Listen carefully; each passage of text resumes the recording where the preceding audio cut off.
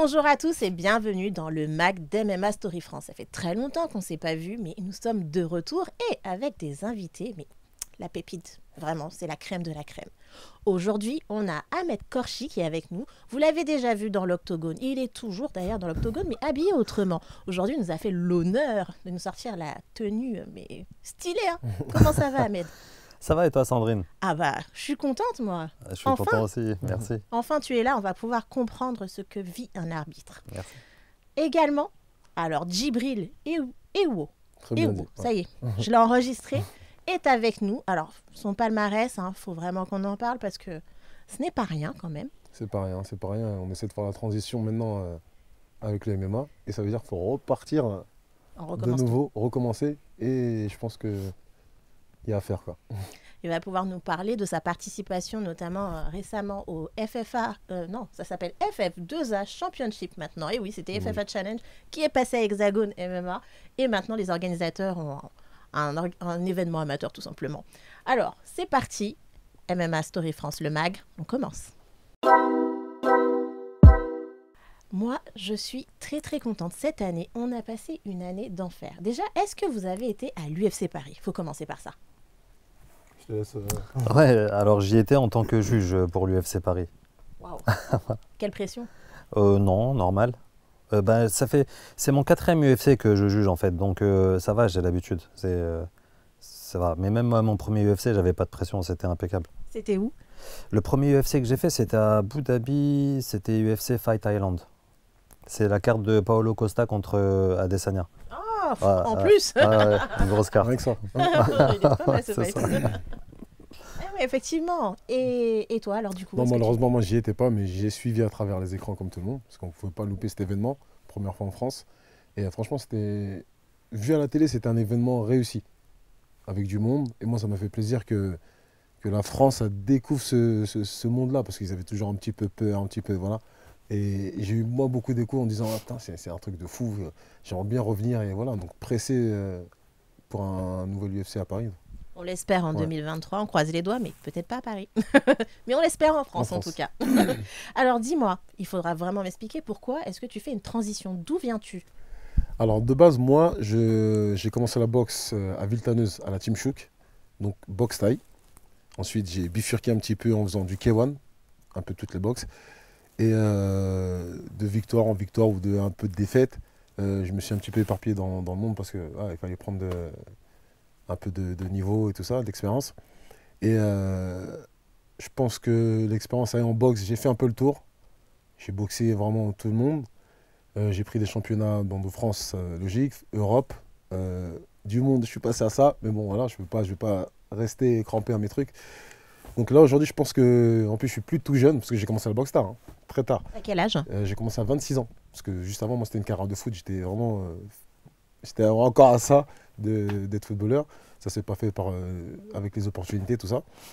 Et donc, du coup, après, la boxe. Parce que la boxe, c'était mon premier sport de combat, enfin, le premier sport en général que j'ai fait. Et je suis retourné à la boxe parce que quand j'étais au foot, il fallait revenir aider la famille. C'était bien de partir, mais il y a un moment, il faut revenir les pieds sur terre. Et donc j'ai refait de la boxe et j'ai pris des championnats d'Europe, championnats de France. Et voilà, après Combien de fois quand même les championnats? 3 de France et 2 d'Europe. Et normalement, j'en avais un autre qui devait arriver là d'Europe, dans une autre, avec WMC. Ça s'est pas fait parce que j'ai eu la côte cassée à mon dernier combat. Qui a fait ça? Qui a fait ça? Il s'appelle David Maya. C'est un grappleur. Et non, du coup, voilà. Mais je pense que vraiment, je vais raccrocher parce que je peux pas faire les deux. Et là, donc là, pour moi, le niveau d'au-dessus, le niveau d'après, c'est le MMA. Et là, je repars à zéro et c'est un autre travail qui se fait. Et là, tu as quel âge? 38. Pour moi, encore une fois, c'est comme on parlait tout à l'heure, c'est qu'un chiffre. C'est comment je me sens moi. Et si mon corps me dit, écoute, commence à ralentir, ou les petits jeunes, non, tant que tout ça, ça se passe pas, j'y vais. Voilà. Karim Galji aussi a fait sa transition sur le tard également. Donc, on a aussi un bon exemple, Romero, qui a 46. On parle de mon tonton. Voilà. Donc c'est encore... c'est tous ces gens-là qui donnent de la force. Voilà. Et tant que la santé, ça va, je continue. Moi. Ok. Voilà. Ok. Ah, eh ben, déjà, on commence bien. Et vous allez découvrir en même temps l'histoire d'Ahmed Korchi. Parce que moi, je veux savoir par quoi il est passé avant de nous faire le herb gin dans la cage. Alors, déjà ton parcours sportif. Alors, j'ai commencé à l'âge de 7 ans, les sports de combat. Jusqu'à aujourd'hui, j'ai commencé à l'âge de 7 ans par le judo et le kung-fu. Alors, à l'époque, le judo, je ne me souviens plus comment il s'appelait mon prof, mais c'était à la rue Custine, dans le 18e arrondissement. Et en même temps, en parallèle, je faisais du kung-fu avec Roger Itier et Dan Schwartz. En fait, ce sont des grands noms du kung-fu et ce sont vraiment les pionniers du kung-fu en France. Ensuite, à l'âge de 13 ans à peu près, j'avais envie de taper parce que quand on arrive à l'adolescence, on a envie de se tester un peu et tout. Bah, il connaît. Hein. Donc, je me suis mis au kickboxing et à l'époque, c'était un petit peu l'arrivée du Muay Thai en France. Il y avait le kickboxing, mais il y avait l'arrivée du Muay Thai en France. Et avec tout le mystère qu'il y avait derrière, un peu comme le MMA aujourd'hui pour les générations actuelles. Donc il y avait tout le mystère derrière. C'était un truc où tu disais quoi, tu fais du Muay Thai, mais où bon, en plus, à l'époque, on appelait la boxe Thai, on disait même pas le Muay Thai. Et en fait, c'était un truc où c'était un petit peu du bouche à oreille. On ne savait pas où ça s'entraînait. En fait, on ne connaissait pas. Bon, aujourd'hui, le Muay Thai s'est super bien développé, mais à l'époque, c'était ça. Donc ensuite, je suis passé par la capoeira, j'en ai fait 2 ans. Ensuite, j'ai eu un petit break parce que j'ai eu un accident en scooter. J'ai eu le sternum cassé en 3 avec la clavicule cassée, laisse tomber la misère. Ensuite, j'ai fait du jiu-jitsu brésilien, donc avec David Pierre-Louis et François Laurent, donc à Salut Nanterre, d'ailleurs. Hein. que je salue, David Sensei et François Laurent. Donc, ce sont mes professeurs jusqu'à aujourd'hui encore, même si je remets pas beaucoup le kimono, ça fait longtemps que j'ai pas été. François Laurent que j'ai croisé à Arès, qui m'a dit Ahmed, reviens. Reviens à l'entraînement. Il m'a dit maintenant il y a des vieux comme toi. Il m'a dit ça comme ça. Merci François, merci.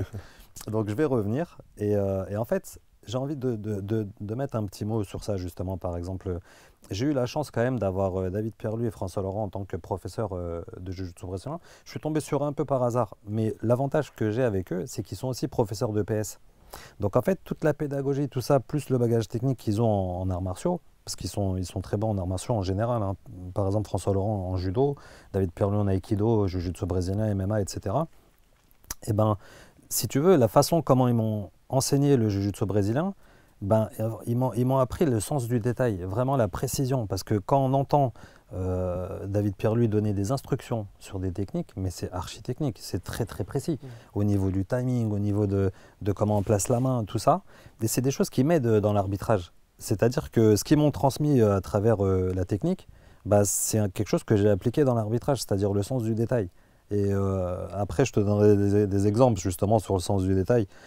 Donc après, voilà, jiu-jitsu brésilien. Là, je suis parti il n'y a pas très longtemps remettre un peu les gants avec un ami d'enfance qui entraîne en Muay Thai à Métro Maraîcher, vers Métro Maraîcher. Alors, je ne sais pas si tu le connais, il s'appelle Hicham Abdelal. C'était un poids lourd en Muay Thai. Hicham. Ouais, Hicham.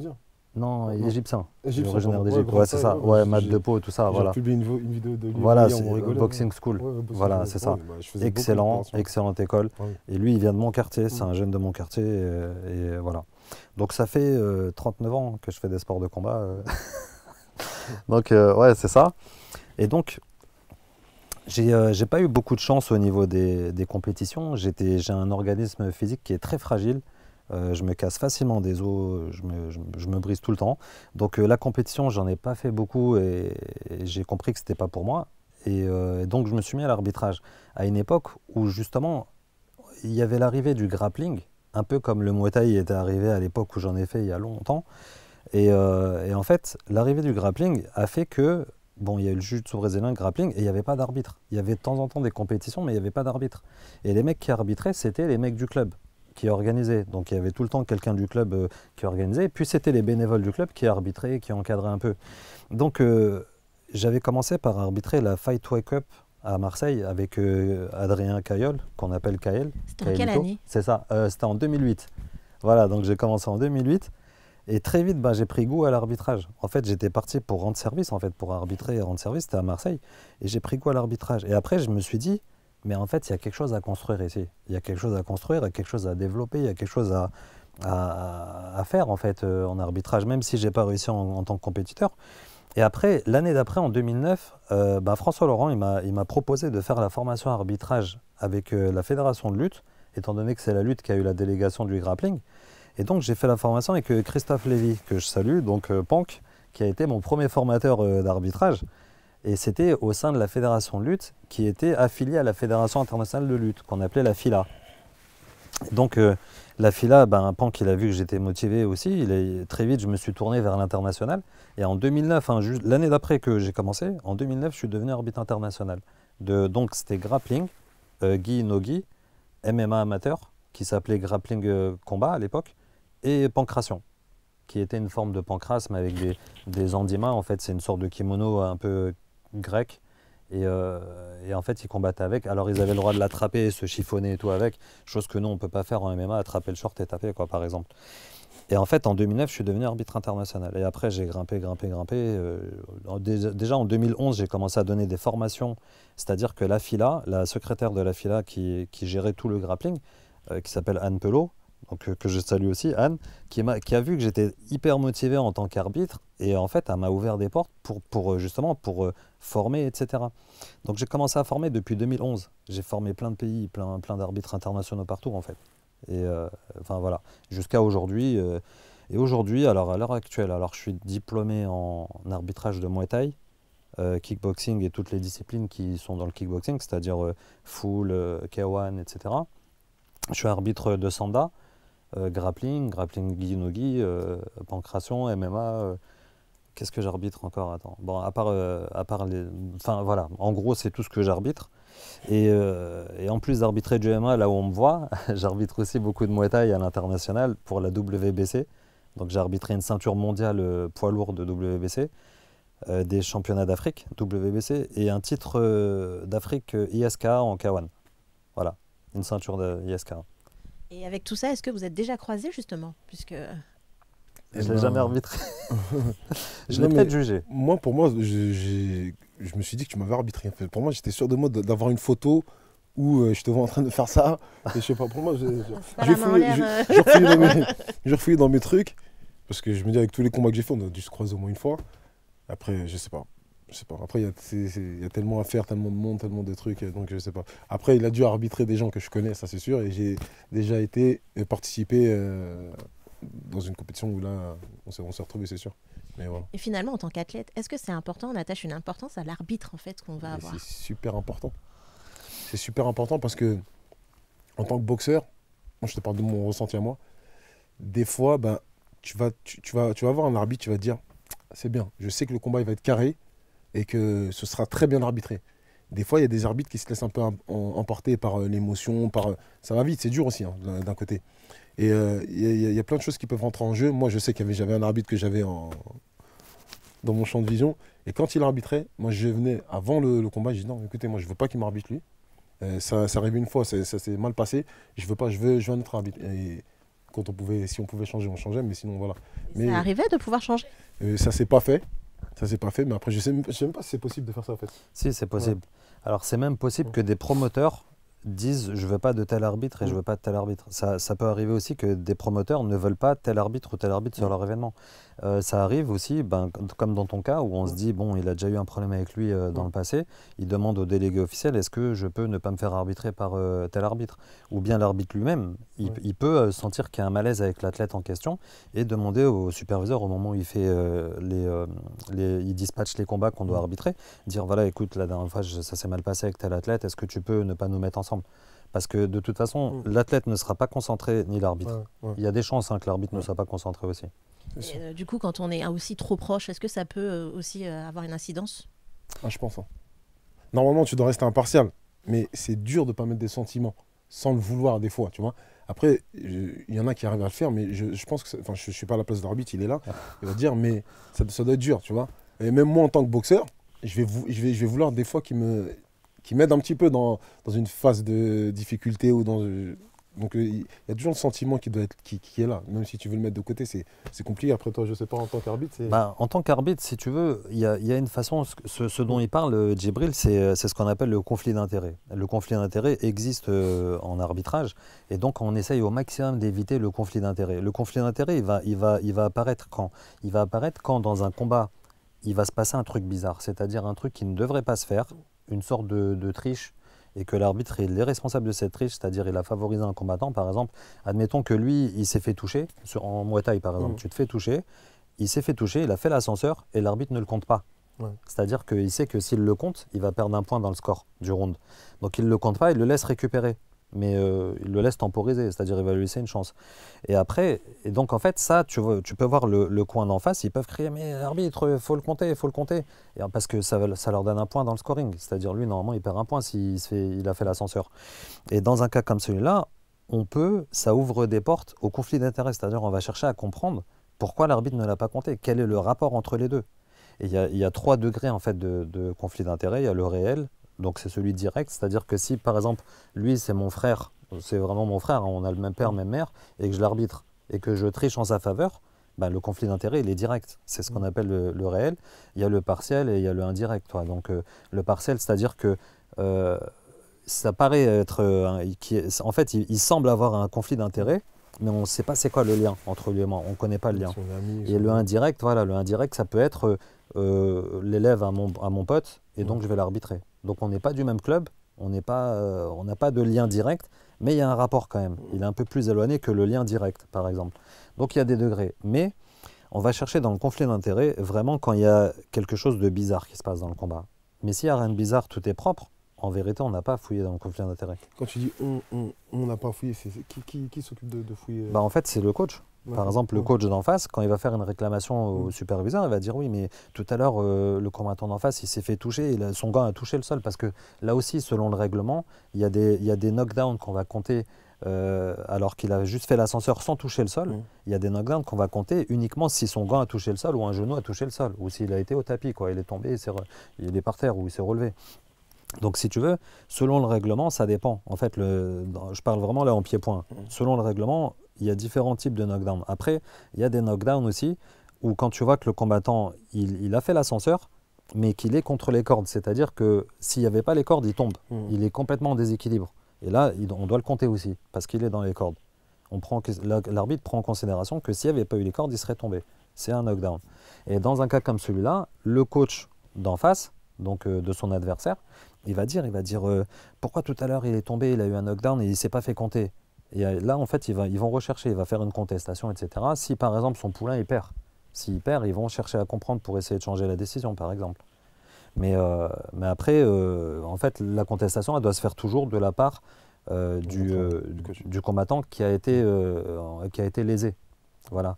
Mais après, il se peut aussi que le délégué officiel ou le superviseur, ça dépend comment on l'appelle, d'une fédération à l'autre, il se peut aussi qu'il dit tiens Ahmed, viens voir, tout à l'heure quand il est tombé, il a fait l'ascenseur, pourquoi tu ne l'as pas compté? Et là, si mon excuse à moi, elle n'est pas valable, si je dis ah mais non, il n'était pas tombé et tout, ils savent très bien c'est quoi mon niveau, ils savent très bien que je sais reconnaître un knockdown. Donc si je ne l'ai pas compté alors que j'ai vu parfaitement que c'était un knockdown, soit je ne suis pas à ma place pour arbitrer, soit il y a quelque chose derrière. Donc c'est évident.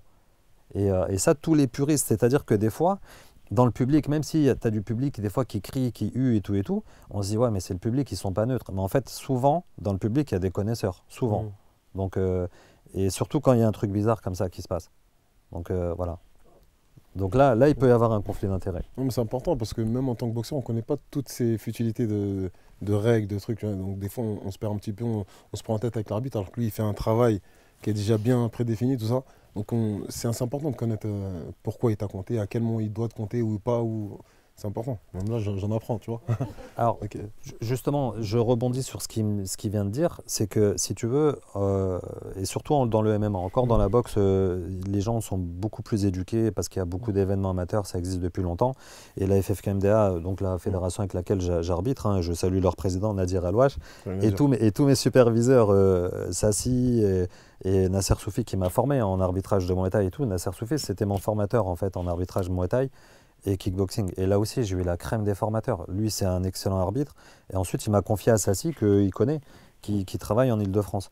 Donc, si tu veux, en Muay Thai, pied-point et tout, le truc, il est ficelé depuis longtemps. Les athlètes, ils connaissent. Et c'est avant tout une passion pour eux. Tandis que le MMA, c'est autre chose. C'est vraiment un public de consommateurs. C'est un public vraiment de consommateurs. UFC, tout ça, ils sont à fond dedans. Alors, si tu veux, il y a un truc que, justement, je rebondis sur ce qu'il dit, c'est qu'étant donné qu'il y a un besoin en MMA en France pour former les athlètes et les coachs, et ben en fait, je propose, s'ils veulent ou si un jour ça peut se faire soit en ligne ou soit dans une salle en présentiel, former les coachs et les athlètes sur le règlement. Et ça, je me propose, moi, volontaire, s'il y a de la demande, je veux bien le faire. C'est-à-dire former les athlètes et les coachs c'est pas une formation qui sera diplômante ou comme ça, mais c'est leur expliquer tous les détails du règlement et les subtilités, parce que ça leur permettra à eux ensuite d'établir des bonnes stratégies de combat, ce qu'on appelle le game plan. Tu vois, et ça, par exemple, Djibril, si on n'avait pas poté avant, hein, depuis longtemps, au début de sa carrière, ça aurait changé toute sa carrière, peut-être. Parce que sur un plan technico-tactique, ça change tout. Vous avez entendu, il a la clé. Ahmed a la clé. C'est vrai, hein, mine de rien. Je m'en étais pas rendu compte avant de vous rapprocher, là, en fait. Hein. Là, tu as fait quelque chose de très, très bien. Parce que là, si tu veux, devant les auditeurs et tout, tu es en train de mettre en évidence un vrai problème et un vrai travail à faire. Et c'est vraiment un gros travail à faire, ça. Incroyable. Et effectivement, il y a énormément de questions, surtout lorsqu'on débute aussi, parce qu'on a beaucoup de personnes qui nous suivent aussi, qui ne connaissent pas beaucoup le MMA, qui le découvrent, qui connaissent un peu l'UFC, pas beaucoup le Bellator, encore moins le PFL. On va dire ça comme ça. Et puis les autres organisations, bah alors là, c'est même pas la peine. Vous connaissez Naïsa? Non. Naïsa. J'adore. Ouais, voilà. C'est quoi? C'est une organisation... Je sais pas, il y a un truc chez eux j'adore. En ce moment, c'est mon truc. Mais bon, vous enverrez les liens. En ce moment, c'est mon truc. J'adore. Je sais pas si on dit Neisa ou mais en tout cas, moi je dis Mais c'est quoi exactement? C'est une organisation de MMA en fait. Hein, mais bon, en fait, j'aime bien regarder les organisations des autres pays aussi. D'accord. Et quel pays? Donc, je sais même pas. Okay. Mais ils parlent pas ma langue alors. Mais j'adore. Vraiment. Il y a quoi de spécial pour que tu... Je sais pas, peut-être l'intensité des fights. Je sais pas, en ce moment ça me plaît. C'est comme ceux qui aiment le one aussi. Parce que c'est encore une autre manière de combattre. Enfin, c'est les mêmes règles en soi. Non, mais c'est vrai, quelques petites c'est choses. un autre public d'athlètes aussi. Hein. Il y en a tous. C'est un autre public d'athlètes. Et en fait, les athlètes du one, tu vas avoir plus de catégories légères. On va dire les plus grandes catégories, ça va peut-être la sienne. Soit tu es en middle, c'est ça? 77, en welterweight. Ça sera peut-être la sienne, la plus grande catégorie que tu verras. Mais en tout cas, ça strike. Hein. Ça strike. Ça strike dur. Des belles choses. Franchement, il y a des belles choses. Après, je sais qu'il y a beaucoup de combattants qui me disent qu'ils ne regardent pas en fait toutes les autres organisations, etc. Ils passent pas trop de temps dessus. Et d'autres qui me disent au contraire. Moi, je trouve vraiment que c'est formateur. On ne devrait pas regarder que l'UFC. Non, oui. D'aller voir un petit peu partout ce qui se passe parce qu'il y a différentes manières de combattre et c'est magnifique. Même d'organiser, de combattre, d'organiser tout. Tous ont leur différence, donc il faut aller chercher ailleurs, il faut aller voir. Et en plus, maintenant, l'amateur enfin est à l'honneur en France. Enfin, on l'a attendu après la légalisation, donc on a beaucoup parlé du professionnel. Et là, maintenant, on voit les combats amateurs arriver en force. Et dernièrement, nous, on a assisté à des combats interclubs. Ouais. Voilà, des combats. C'est de l'entraînement, attention. Hein. De toute façon, une vidéo va sortir, vous allez le voir. Alors, c'est avec Jérémy, c'était magnifique. Vraiment, je pense qu'on a de très très bons prospects. Si on peut dire ça comme ça, on a de très très bons prospects dans le futur parce que waouh, la nouvelle garde, elle fait du taf. Hein. Non, mais on en parlait avec Cyril là, ce week-end. Moi déjà, je trouvais, puisque je viens de l'extérieur, et je me suis dit, l'amateur, c'est bien organisé quand même. Hein. C'est beau, il y a des lumières, de la télé, enfin voilà, c'est bien organisé. Et lui, il me dit, mais le niveau amateur, il a monté un truc de malade. C'est 10 fois plus propre, c'est 10 fois plus pro. Et franchement, moi, je suis pressé de voir les années à venir. Et je sais que dans les amateurs, là, il va y avoir des gens qui... il y a des gens qui vont... Il y a des prometteurs, franchement, sûr. Je sais que j'en connais un. Et j'ai combattu contre lui. J'ai oublié son nom. C'était mon premier combat. Et franchement, je crois qu'il a 8-0 en amateur et très très bon. Très très bon. Alors d'ailleurs, comment ça s'est passé le week-end dernier au niveau du résultat? Parce que je ne les ai pas eus. Hein. J'étais pas sur place et je ne les ai pas eus. Alors moi, j'étais bien physiquement. J'étais bien mentalement, enfin voilà, après je suis habitué au combat, ça va, j'ai pas de stress, tout ça. Et déjà, tu arrives dans une cage qui n'était pas comme celle du MMA-GP. MMA-GP, c'était une grosse cage. Là, c'était tout petit. Je me suis dit, ah ouais, donc là, c'est la bagarre. Et le problème, c'est que tu ne peux pas boxer pareil dans une cage, dans une grande et une petite cage. Parce que le recul, il n'est pas pareil, les sprawls, voilà, c'est pas pareil. Tu peux pas s'échapper pareil. Tu peux pas, voilà. Un pas, deux pas, t'es déjà... Dans la cage, ça n'a pas bien fait le bon truc. Et moi, je suis tombé contre un mec, donc il était à la fin du combat. Il me voir, il m'a dit écoute, t'as vu, je suis ceinture noire de grappe, je fais ci, je fais ça, j'entre. Enfin bref. Il m'a dit moi, mon game plan, c'était de t'empêcher de boxer, d'être debout. Et il a très bien fait. Donc, une fin de poing, jambes, je suis dos à la cage. Et moi, tout ça, c'est nouveau en fait, ces sensations. Tu vois, même si dans ma tête, je me dis bon, il faut que ce soit comme ça, je vais faire ça, ça. C'est nouveau. Je me retrouvais dos à la cage en un pas. C'est pas comme aux cordes, comme dans un ring. Et c'est pas comme mon dernier combat où j'étais vraiment loin de la cage. Donc à chaque fois, je suis en train d'apprendre. C'est vraiment un autre sport. Je suis au milieu de la mer et je dois m'en sortir sans rien, tu vois. Avec les requins, avec tout le danger autour. Non, mais c'est vrai. Non, mais voilà. Et, et là, comment je prends le truc, vraiment, je suis vraiment un nouveau dans ce game-là et je fais pas trop attention aux résultats pour l'instant. Parce que moi, je suis encore en phase d'apprentissage et je pense que c'est le meilleur circuit à faire, de faire amateur et pro, contrairement à ceux qui font tout de suite pro et qui, quand ils tombent contre des lutteurs, bah, qu'est-ce qui se passe? Bah oui, c'est plus de la boxe, là, c'est du MMA. Donc je préfère faire doucement, step by step, et puis après, quand on va casser des bouches, on va casser des bouches. Oh là là, ça rigole pas. Mais du coup, tu as pu voir en fait tes lacunes.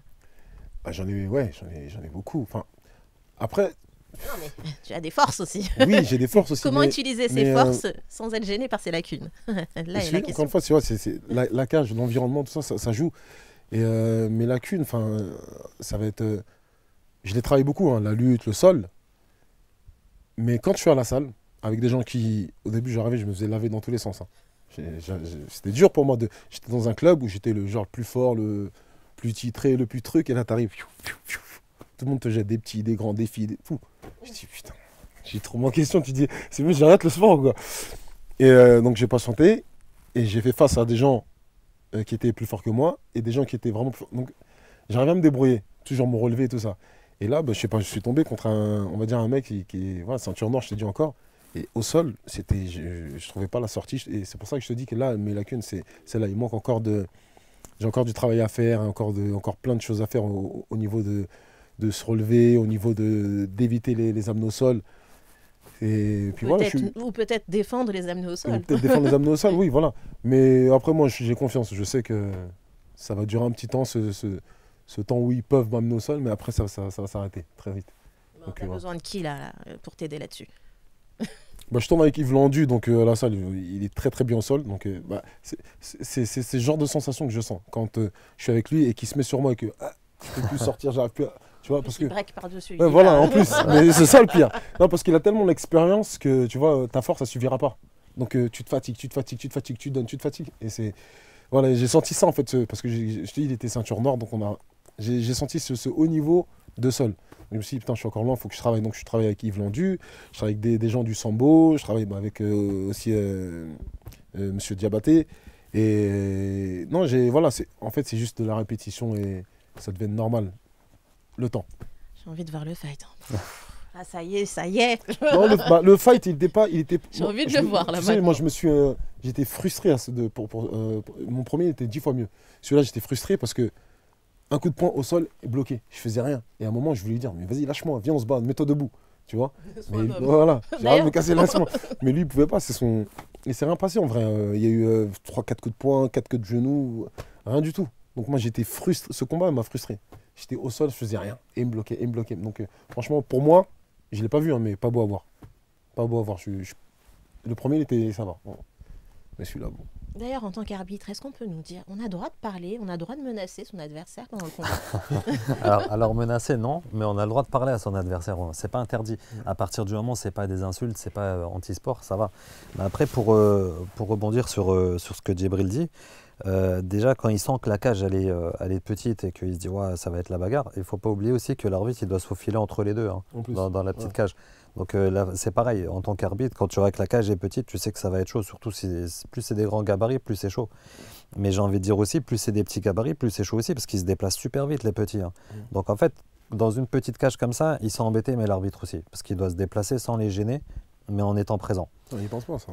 Ensuite, dans son cas, lui, qui vient du pied-point, là, dans ce qu'il dit, dans ce qu'il a dit, il a dit que son adversaire lui a dit « je suis ceinture noire de grappling, j'ai fait ça pour t'empêcher de boxer ». Alors, c'est vrai que pour un juge qui va juger le combat, il ne faut pas oublier que le premier critère de jugement, ça va être les frappes effectives et le grappling effectif. Le deuxième critère, c'est l'agressivité effective. Et le troisième critère, c'est exactement ce que son adversaire lui a fait, c'est-à-dire imposer son game plan. C'est ce qu'on appelle le catch control, c'est-à-dire imposer vraiment sa stratégie. Et en faisant le troisième critère, donc en imposant la stratégie, on arrive au deuxième critère, on arrive à le mettre en place qui est l'agressivité effective. Donc il lui a mis un takedown qui a été effectif en le mettant au sol et ensuite il a scoré de manière frappe effective ou en grappling effective. Mais après, il y a des exemples. Par exemple, Djibril, il dit qu'il a commencé tard le MMA. Il y a 3 exemples que je peux lui citer de tête pour d'athlètes qui ont commencé tard aussi, qui viennent du pied-point et qui ont réussi en MMA. Chuck Liddell, Crocop et son coach, Cyril Diabaté, qui vient du pied-point, qui était multi-champion du monde de Muay Thai et qui est arrivé, pas en recommençant à zéro, mais avec un background qu'il a réussi à mettre en place. Et la priorité pour lui, et c'est ce que son coach lui apprendra, certainement, il va mettre ça en place, il saura mieux son truc que moi, c'est déjà de lui apprendre à défendre sur les takedowns, installer sa boxe, comme il faisait Chuck Liddell ou Crocop. Crocop, qu'est-ce qu'il faisait? Il défendait sur les takedowns, si bien que l'adversaire arrêtait de lui mettre des takedowns parce qu'il voyait que c'était mort, et ensuite il le boxait debout. Et ben, c'est ce qu'il puisse. Il faut qu'il arrive à faire ça. Voilà. Il m'a dit, parce qu'on travaille les takedowns, on travaille tout ça, les takedowns, défense, défense, pardon. Mais il m'a dit non, là, tu vas en bouffer, mais en avoir marre. Donc là, je sais, non, dès que ma côte se prépare, je sais que je vais faire que, je vais faire que ça. Mais c'est ça qu'il faut pour. C'est ça, sparring, ouais. vous savez, hein, on peut venir se déplacer en masse. Non, mais voilà, c'est ça. Pour pouvoir installer mon game plan, ma boxe, mon truc, il va falloir que je passe par là. Mes défenses. Dans un premier temps. Et après, tu apprendras à mettre des soumissions, tout ça et tout, comme il fait Cyril. Parce qu'il a gagné des combats par clé de bras, des soumissions. Hein. Ah, il a réussi à inverser le truc, Cyril. Hein. Il a réussi à... C'est ce que je veux faire, en fait. Hein. C'est vraiment ce que je veux faire. C'est difficile de redémarrer. Hein. Ouais, l'ego, il prend cher. Hein. Ouais, c'est difficile, mais en même temps, il faut avoir le... Je sais pas si tout le monde peut le faire. Je pense que beaucoup de gens peuvent le faire, mais il faut avoir la patience de dire je recommence à zéro alors que j'étais quand même... Moi, personnellement, je trouve que pour moi, c'est fort de se dire j'étais à un certain niveau, je repars à zéro. Vraiment zéro. Même à l'échauffement, que quelqu'un prenne l'échauffement et te dit ouais, on fait ci, on fait ça. Tu vois, c'est toujours moi qui ai donné les directives et trucs. Je repars à zéro. Mais pour moi, être un athlète, c'est aussi accepter de se remettre au niveau d'en dessous et de plus être en mode leader et de refaire le chemin inverse et de redevenir leader après. Donc moi, je pense que c'est fort. Je ne sais pas si c'est prétentieux ou pas, de repartir à zéro, voilà. Non, c'est pas prétentieux, c'est un challenge personnel. Ouais, voilà. D'accepter ça, c'est voilà, ton ego, il prend un coup. Il faut se dire, écoute, c'est pas grave, je suis là pour apprendre, j'y vais, puis après, voilà. Mais là, vous êtes nombreux à faire des transitions. Est-ce que vous échangez entre vous? Des transitions MMA, je précise. Moi, j'échange avec Doumbé, avec Cédric, parce qu'on est proches. On s'est boxé 2 fois et on est resté des potes. On échange. Non, je pense pas trop. Bah déjà, on se parle pas trop, pas tant que ça entre boxeurs. Hein. C'est chacun un peu dans son coin, tout ça. Après, il y a 2-3, mais voilà. Non, pour répondre aux actions, à part Cédric, moi, j'échange pas trop, voilà. Et de ce que j'ai vu, des autres, c'est que je trouve qu'ils sont un petit peu trop pressés pour voir, la lumière, genre tout de suite le niveau pro et après, on a vu à l'ARES dernièrement, il y a eu des surprises. Jackie Jeanne, c'est un très bon ami à moi. C'est un très bon ami à moi, je l'aime beaucoup, il sait. Salut Jackie, frère. Mais encore une fois, voilà. Premier combat contre Boganem, c'est du pied-point, dans une cage en vrai, parce que lui aussi, il vient du. Voilà. Et là, tu tombes contre un mec, vraiment, c'est sa spécialité. Tu as vu tout de suite la différence. Et moi, c'est ce que je veux pas. Retrouver en pro. Et en pro, c'est noté tout de suite, ça reste. Donc en amateur, on a le temps d'apprendre et d'apprendre. Donc je trouve que c'est. Il a un style particulier, hein, d'ailleurs, Jackie Jeanne. Hein.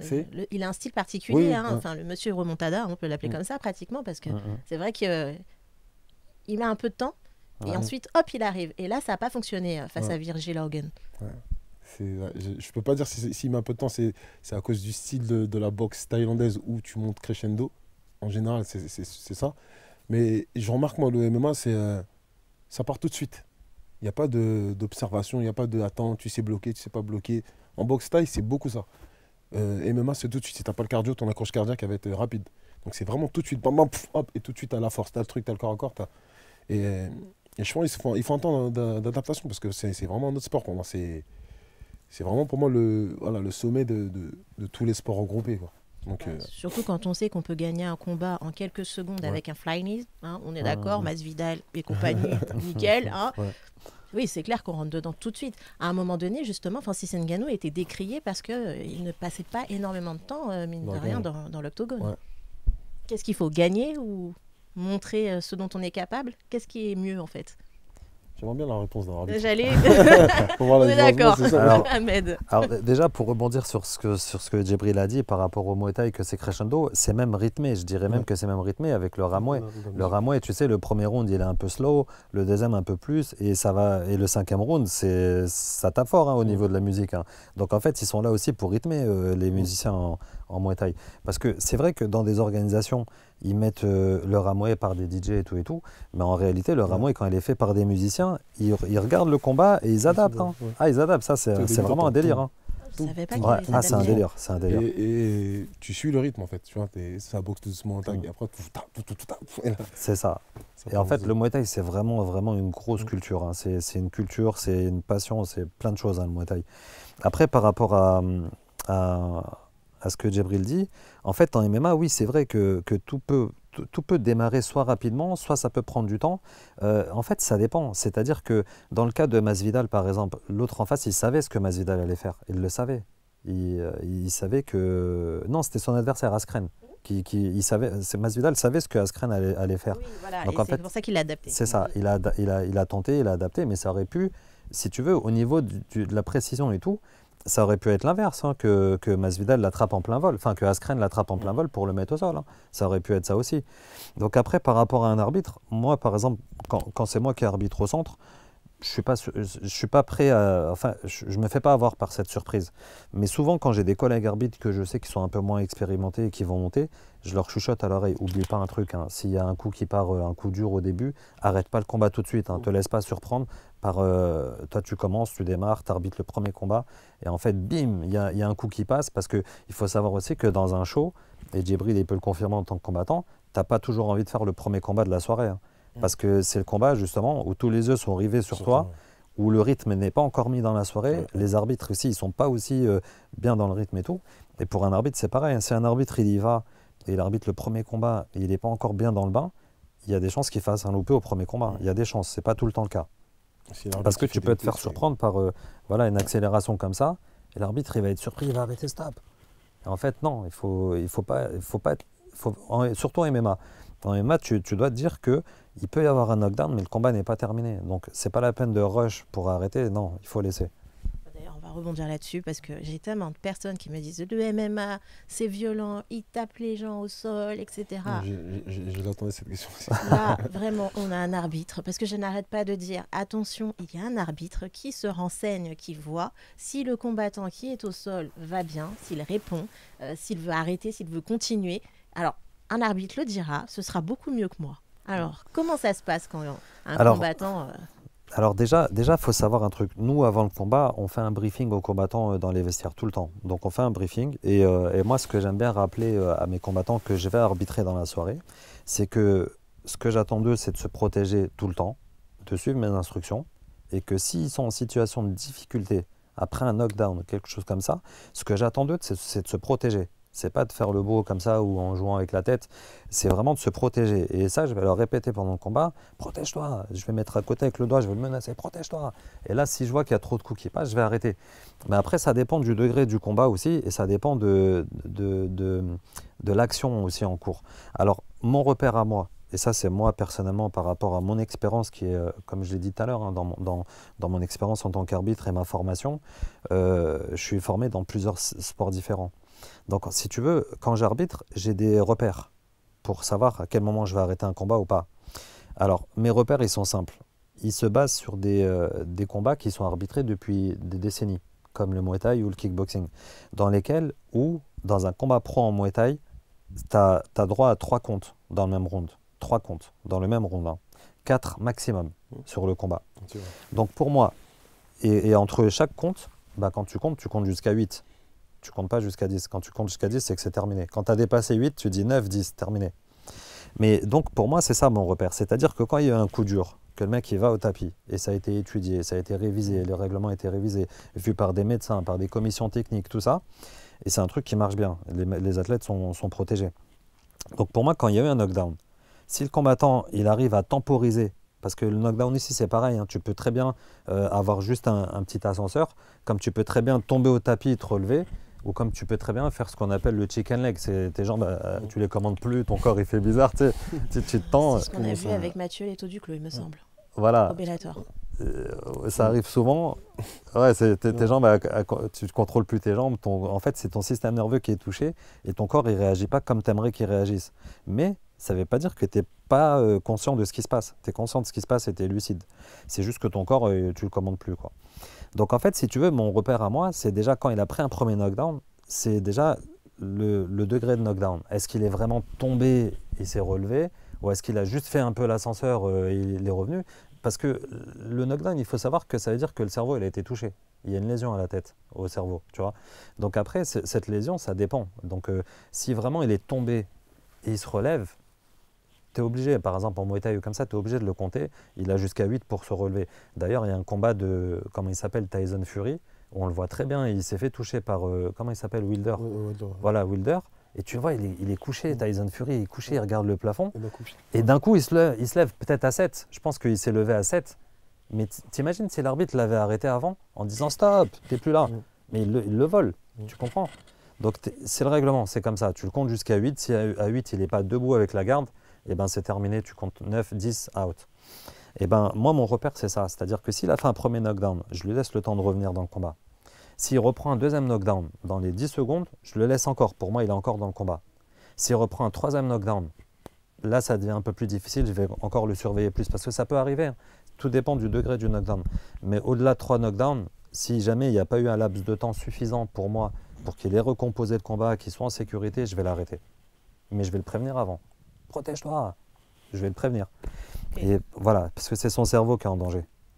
Oui, c'est vrai que l'intégrité du combattant, c'est ce qu'il y a de plus important. Ouais, ça, je peux te le dire. Ouais. Et tu disais, si tout le monde dit que c'est dangereux ou pas dangereux, c'est dangereux, dans tous les cas. C'est un sport de combat. On met notre santé, notre vie en danger. Moi, j'ai déjà eu une lésion hématome au cerveau. Tant que ça t'arrive pas, tu te dis pas, voilà, tu vois. Quand le neurologue m'a dit, hop, arrête, tu reprendras quand ce sera fini. Tu vois, enfin, quand le laps de temps qu'il faut. Donc il m'a dit, écoute, 2-3 mois, arrête. Et heureusement, c'était avant les vacances, donc il m'a dit, attends, arrête. Parce que je voyais que je prenais un coup, c'était en boxe, je prenais un coup, je vois ma tête qui tient pas comme d'habitude. Premier combat, donc je perds par KO. Deuxième combat, un peu plus tard, pareil, je prends un coup, tout de suite, je vois les étoiles. Je dis, putain, c'est pas normal. Je suis dans les vestiaires, je reste 20 minutes comme ça. Moi, j'étais troisième combat de la fin. Quand je relève la tête, je regarde, je dis, putain, il n'y a plus personne. Tu imagines le temps que c'est passé. Donc, moi, ça m'a choqué de ça. J'ai fait mes tests après, et c'est là qu'il m'a dit, écoute, je sais plus c'est quoi les mots qu'il m'a dit. Enfin bref, tu avais une lésion au cerveau, donc j'ai mis un temps mort. Donc quoi qu'on dise, ce sport-là, il est dangereux. Après, les arbitres, ils sont là pour faire très attention. Et surtout sur les frappes au sol, parce que je pense que c'est ça qui fait peur à tout le monde. C'est pas aussi facile dans ce sport de frapper quelqu'un au sol avec de la percussion. C'est plus dangereux quand tu es debout, parce que tu as les appuis, que quand tu es au sol. Ça paraît. C'est aussi parce qu'en France, on n'est pas encore habitué à voir ce style de combat, on n'est pas trop dans le show, tout ça. Mais je peux rassurer les gens que les 3/4 des frappes, on va dire, c'est plutôt des petites touches fortes que des gros coups qui partent en haut. Et même quand bien même c'est des gros coups qui partent, c'est jamais bien précis à 100%, tu vois, ça passe là. Mais dans tous les cas, oui, ça glisse un petit peu. Il y a l'arbitre qui est là pour contrôler. Et c'est moins, enfin, je trouve que moi, c'est moins dangereux. Le MMA est moins dangereux que la boxe. Parce que la boxe, comme il a dit, tu te fais compter une fois dans le round, 2 fois, 3 fois. Donc ça veut dire 3 fois, tu t'es fait sonner. Alors que là, au MMA, tu as pris une fois, si on voit que tu supplies, stop, on arrête. Tu vois. Alors que là, tu as pris un knock. Ta tête à la tournée, tu as peut-être eu quelque chose. On te remet au combat si tu te relèves. Deuxième choc. Tu tombes. Troisième, ça peut être très dangereux, tu vois. Donc, contrairement aux autres sports, je pense que les MMA, moi, ayant fait les autres sports, enfin, le boxe et tout ça, je pense que les MMA, on fait plus attention à l'intégrité du boxeur. Et après, voilà, à côté de nous, on a des professionnels qui sont prêts à sauter, à jaillir si vraiment il y a un truc qui ne va pas. Et voilà, après. Et le combattant peut arrêter à tout moment lorsqu'il le décide. Voilà. Hein, on est d'accord. Parce que c'est ça, j'arrête pas de le dire. Je n'arrêterai pas de le dire.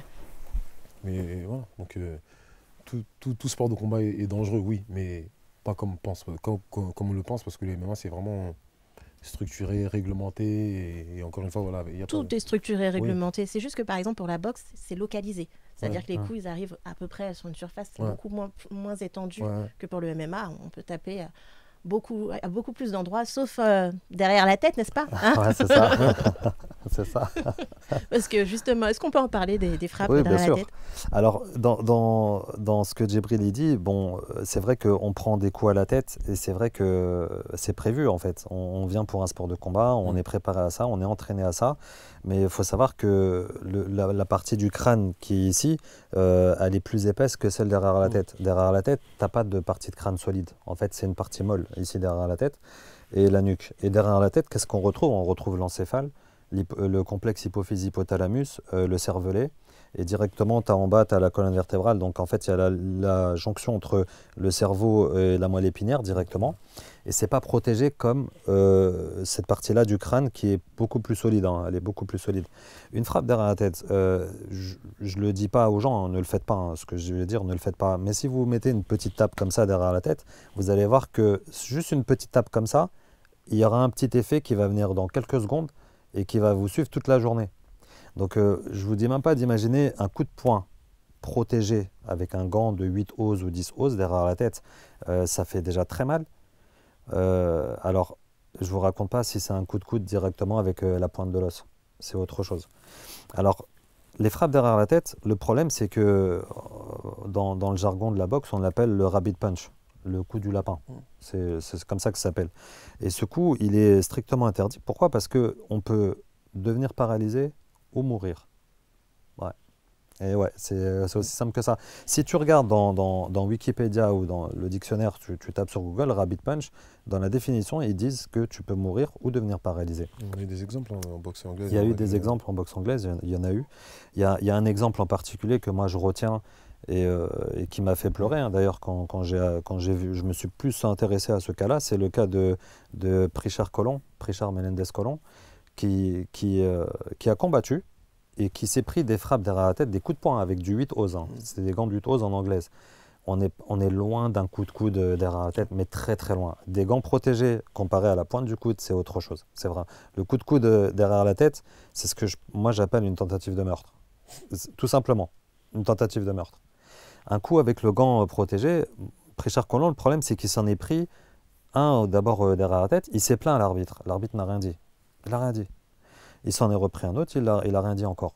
Et si tu veux, dans ce combat-là, Prichard Colón contre Terrell Williams, il me semble, à aucun moment du combat, l'arbitre n'a pénalisé Terrell Williams. Même pas un seul point de pénalité, même pas. Il pensait peut-être que c'était du fake ou comme ça, hein, parce que souvent, tu en as qui se plaignent parce qu'ils veulent jouer un petit peu avec l'arbitre, ils essayent de l'influencer. Et ça peut lui échapper justement à l'œil, non? À l'arbitre, je pense pas, ou sinon il n'est pas à sa place. Sinon, il n'a pas l'œil expérimenté. D'ailleurs, je vais t'expliquer un petit peu comment ça fonctionne, un arbitre, comment il voit les choses, ok? Juste après, je te le dirai. Ben, si tu veux, dans un cas comme celui-là, qu'est-ce qui s'est passé? Prichard Colón, il s'est plaint des frappes derrière la tête qui étaient évidentes.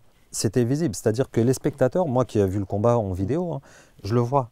Donc l'arbitre qui est supposé être le mieux placé, avoir la meilleure visibilité, c'est forcément qu'il l'a vu. Mais après, est-ce qu'il a eu, on va dire, le courage de faire le nécessaire, c'est-à-dire envoyer au coin neutre, pénaliser? Est-ce qu'il a eu le courage de le faire? Non, il ne l'a pas fait. Au final, Prichard Colón, qu'est-ce qu'il a eu? À la fin du combat, bah déjà, il n'a pas fini le combat parce qu'il pensait que le combat était terminé au 9e round, il pensait que c'était le 10e. Il a commencé à couper ses gants et s'est fait disqualifier. Tellement c'était un fardeau pour lui de continuer le combat. Au final, qu'est-ce qui s'est passé? Là où l'arbitre ne l'a pas cru, qu'il s'était pris des frappes derrière la tête et que le médecin avait validé, hein, il a regardé, il a dit non, non, il peut reprendre le combat. Et ben, il l'a validé, il est tombé dans les pommes, enfin il s'est évanoui dans les vestiaires, il est tombé dans le coma pour 221 jours. T'imagines, 221 jours? Et aujourd'hui, c'est devenu un légume. À son réveil, c'est devenu un légume. Alors, si tu veux, moi, en tant qu'arbitre, jamais de la vie, j'aimerais avoir la responsabilité qu'un athlète que je reçois dans mon combat, que je suis garant de sa sécurité, qui repartira sur une civière de cette manière, jamais de la vie. Donc, je vais être hyper strict avec ça.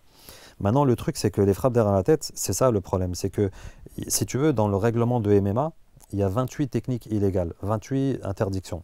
Tenir la cage, mettre les doigts parallèles au sol en face des yeux, tenir le short, insulter, cracher son protège-dents. T'en as 28. Voilà, ouais, le coup de tête aussi. Les coups de tête. C'est ça. Mais ouais, voilà.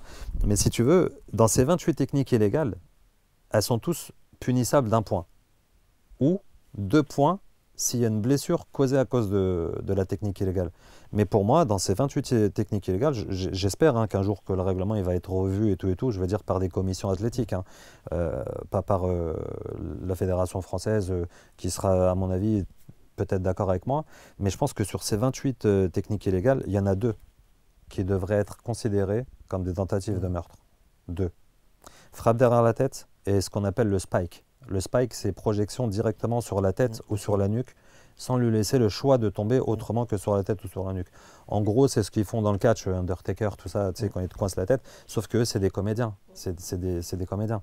Mais cette technique, elle est réalisable. Il y a d'ailleurs des enfants qui sont devenus handicapés. Hein, tu sais, il y a eu, pendant un moment, il y avait l'influence du catch dans les écoles et tout. Il y a eu des gros problèmes. Donc, si tu veux, pour moi, ces 2 techniques-là devraient être traitées à part des autres techniques illégales, parce que ce n'est pas le même degré de choses. Ouais, je te suis. Entretenir la cage, et que là, tu te prends un point de pénalité, et l'autre qui met un coup de coude derrière la tête, et là, il a un point de pénalité, mais il est mort. Il y a une différence, tu vois. Tu vois, c'est...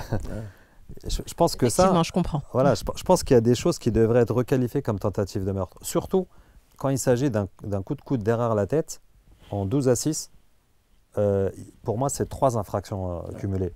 Frappe derrière la tête, coup de coude 12-6, et conduite antisportive entraînant une blessure. Pourquoi ?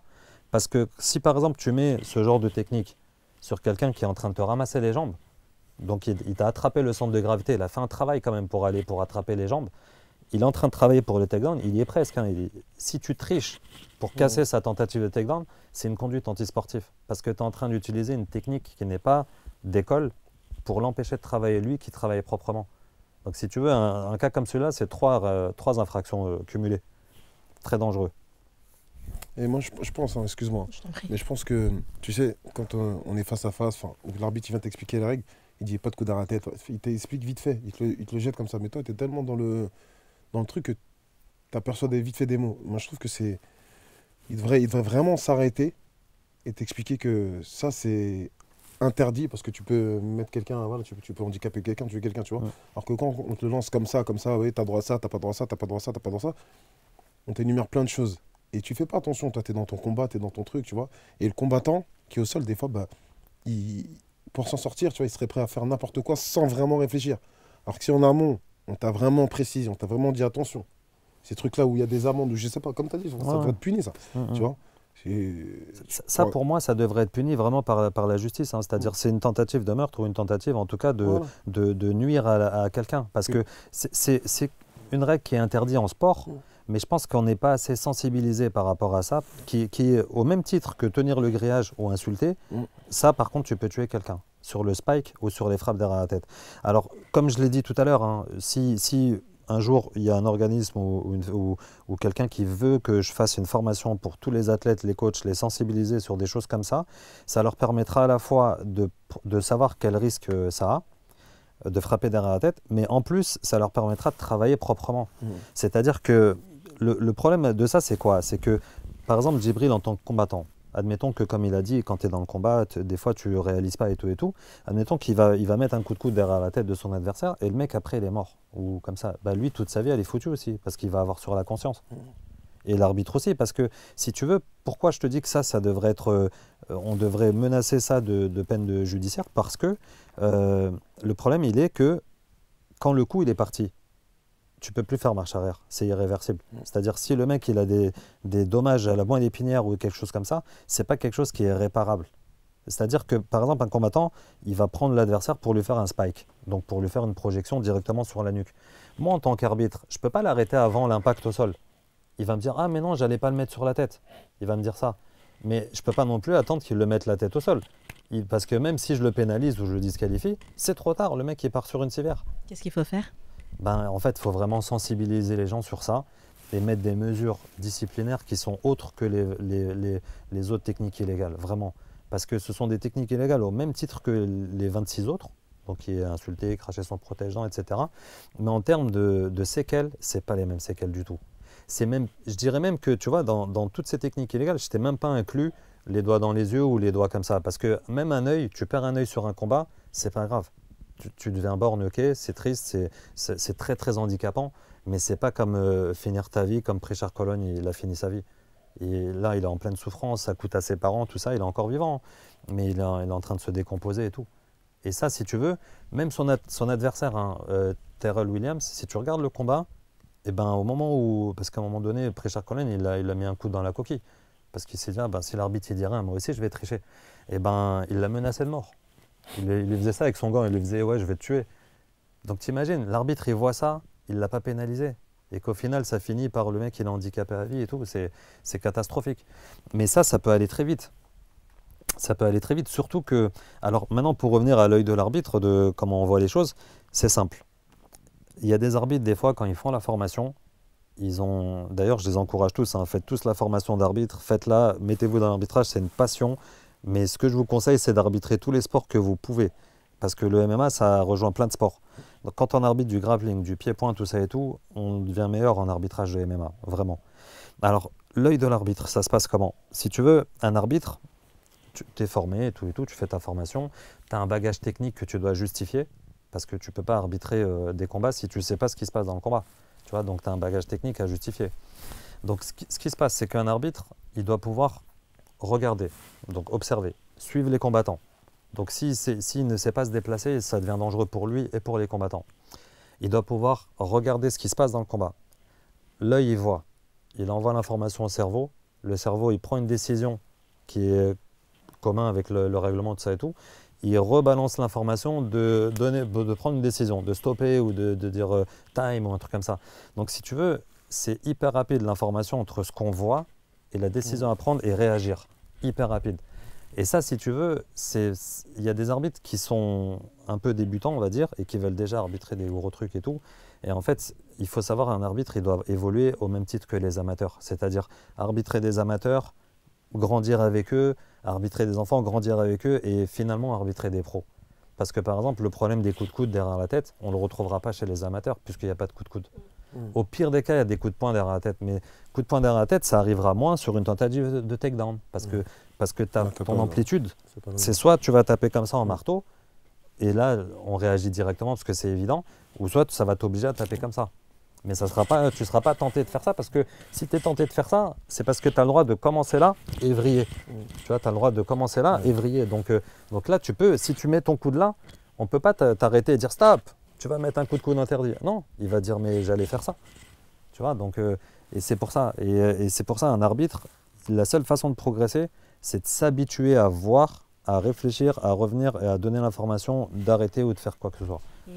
Et aussi, il y a quand même un petit truc en plus, il faut éviter aussi de se prendre des coups soi-même. Parce que ma deuxième priorité, vous êtes en train de vous protéger aussi ou pas du tout? Ça passe après, ça, vraiment. Ouais, pour après, moi, ça arrive passe après. rarement, je pense.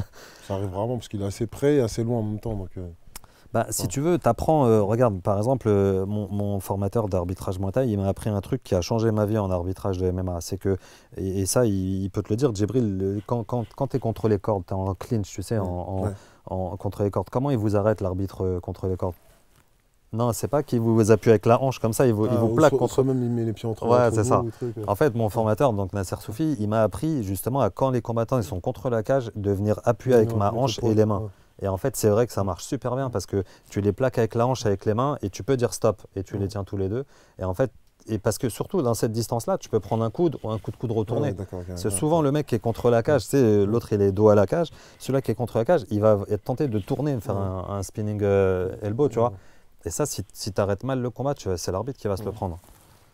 Ah, alors, depuis tout à l'heure, on a parlé de plein de choses, mais si je m'écoute, on va passer des heures en fait à échanger, donc vous allez me promettre de revenir. Promis.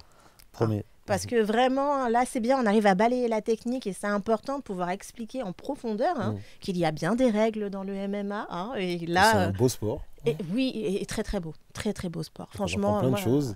Moi, j'aime les techniques, en fait. Ouais. C'est de voir comment un combattant peut se retrouver dans une situation et trouver la technique, la solution, et s'en sortir et renverser à chaque fois. De toute façon, c'est le sport du futur.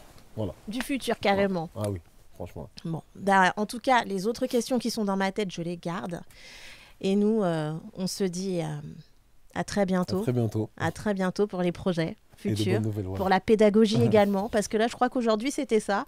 La pédagogie, c'est important d'expliquer. On a découvert ça, c'est important d'expliquer. C'est important. Donc, les règles, on va les découvrir avec Ahmed Korchi. Moi, je vous donnerai rendez-vous bientôt. On va le faire. On va le faire avec grand plaisir. Merci. Voilà. Merci en tout cas à tous Merci les à deux. toi, Sandrine. Et puis, on se dit à très vite pour un prochain mag.